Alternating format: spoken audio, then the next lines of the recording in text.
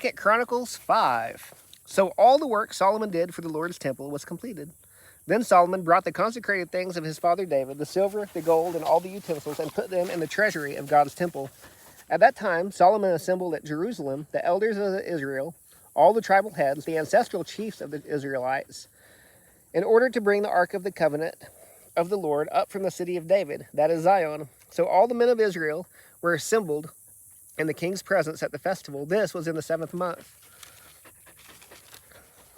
All the elders of Israel came, and the Levites picked up the ark. They brought up the ark, the tent of meeting, and the holy utensils that were in the tent. The priests and the Levites brought them up. King Solomon and the entire congregation of Israel who had gathered around him were in front of the ark, sacrificing sheep, goats, and cattle that could not be counted or numbered because there were so many. The priests brought the ark of the Lord's covenant to its place into the inner sanctuary of the temple, to the most holy place, beneath the wings of the cherubim, and the cherubim spread their wings over the place of the ark, so that the cherubim formed a cover above the ark and its poles. The poles were so long that their ends were seen from the holy place in front of the inner sanctuary, but they were not seen from outside.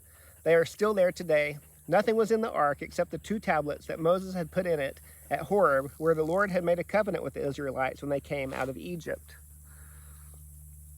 Now all the priests who were present had consecrated themselves regardless of their divisions. When the priests came out of the holy place, the Levitical singers, dressed in fine linen and carrying cymbals, harps, and lyres, were standing east of the altar, and with them were 120 priests blowing trumpets. The Levitical singers were descendants of Asaph, Heman, and Jeduthun, and their sons and relatives. The trumpeters and singers joined together to praise and thank the Lord with one voice. They raised their voices, accompanied by trumpets, cymbals, and musical instruments, in praise to the Lord. For he is good, his faithful love endures forever.